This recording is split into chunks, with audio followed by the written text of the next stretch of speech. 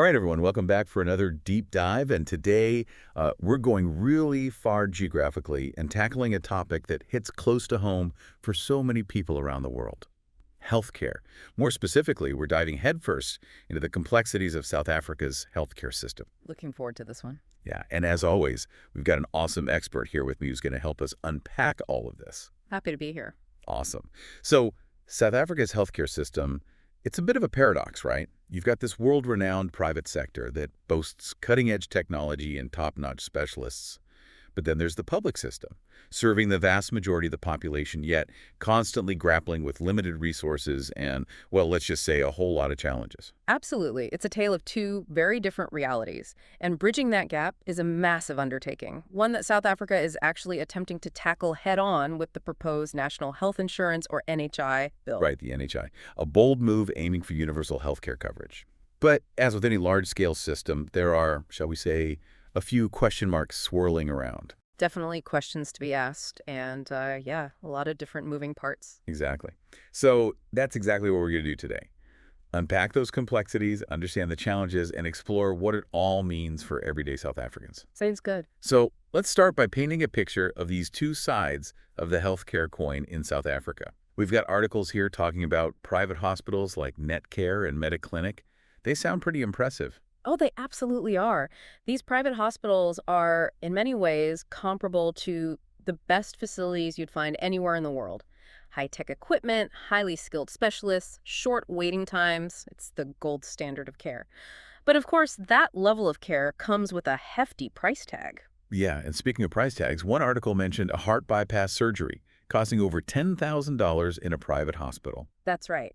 And for most South Africans, that kind of cost is simply out of reach. It's a stark reminder of the financial barrier that separates the private system from the reality of the majority. That's more than many South Africans make in a year, isn't it? Absolutely. It really highlights the socioeconomic divide that plays a significant role in healthcare access. So let's turn our attention to the public healthcare system.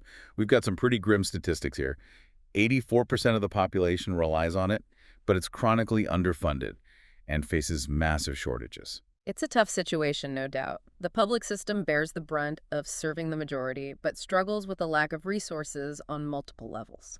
It's tough to even imagine, just getting basic medical supplies or equipment seems to be a constant battle. One article even mentioned hospitals with leaking roofs. Yeah, and that's unfortunately a common reality in many public hospitals. Then there's the long wait times. Patients often have to wait hours, sometimes even days, just to see a doctor.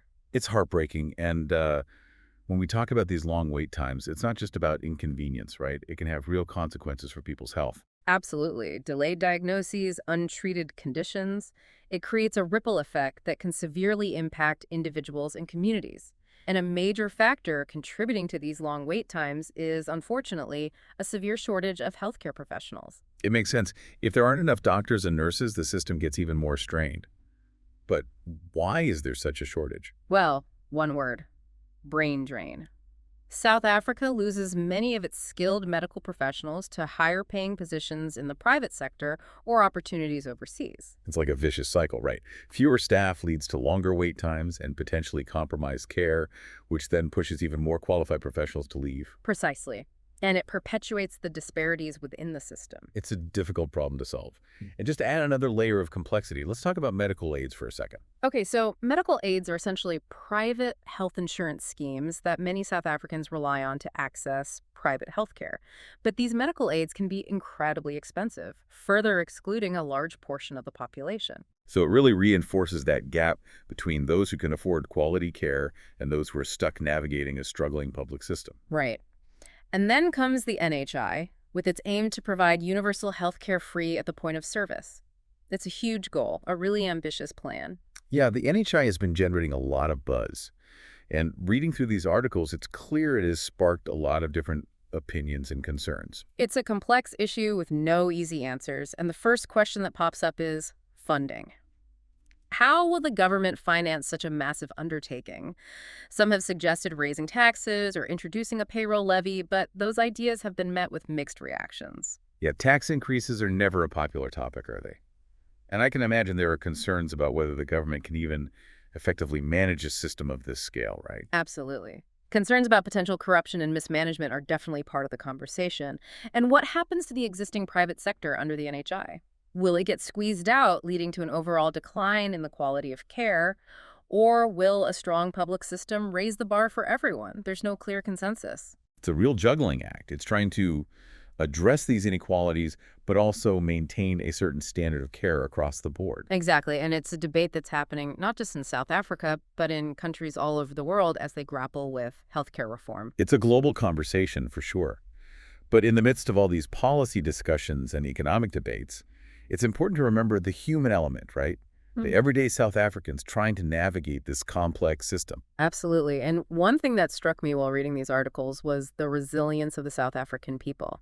Even in the face of these healthcare challenges, many are turning to alternative options like traditional healers and herbal remedies. It's a testament to their resourcefulness, isn't it? When the formal system falls short, they find ways to adapt and seek care. It's inspiring in a way, a reflection of the human spirit's ability to persevere even in the face of adversity. So where do we go from here? We've explored this two-tiered system, delved into the challenges, and touched upon the ambitious yet uncertain path of the NHI. What's the takeaway for our listeners? Well, here's a question for everyone listening. Imagine you're tasked with designing a healthcare system for South Africa, for any country for that matter. What would you prioritize?